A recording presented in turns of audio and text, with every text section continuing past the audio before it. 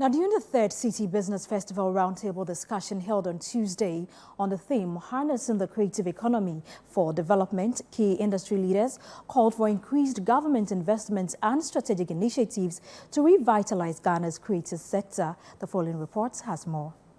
Amy Apia-Frimpong, the executive director of the National Theatre, emphasized the need for substantial government investment to rejuvenate the industry. New York is a classic case.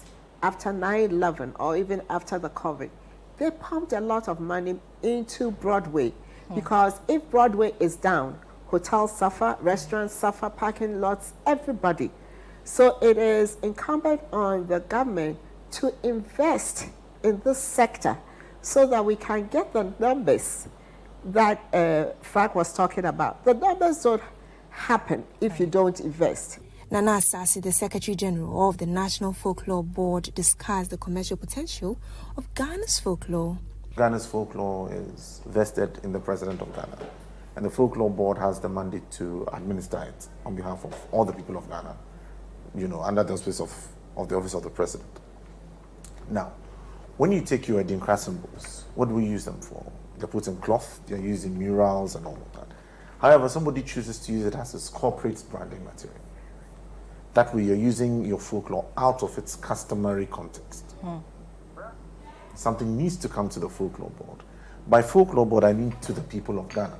Film producer Danny Dama advocated for expanding the existing infrastructure, particularly the National Theatre, to serve as a comprehensive model for the creative sector. Definitely need cinemas. And we don't need a few cinemas, we need a lot of cinemas.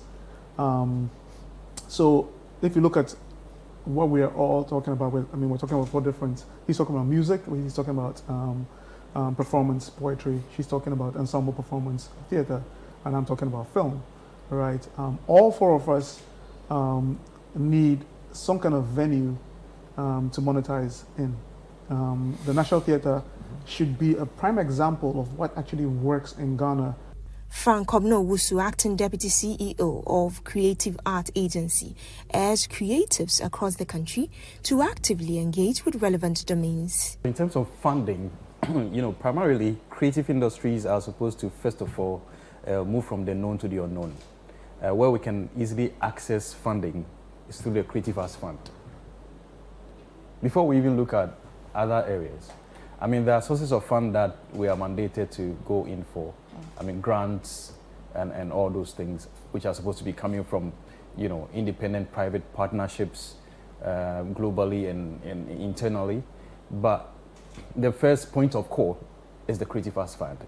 The Citi Business Festival 2024 is powered by 97.3 Citi FM and ChannelOne TV in partnership with Absa Bank and is sponsored by MTN Business, Gesol, AMG Fertilizer, Insano Limited and Agri Impact Limited. Players within the creative arts space asserts that enhancing infrastructure and capitalizing on Ghana's cultural heritage are crucial steps to driving economic growth and also announcing Ghana's cultural presence globally. For ChannelOne Business, my name is Edna Agnes Boachi.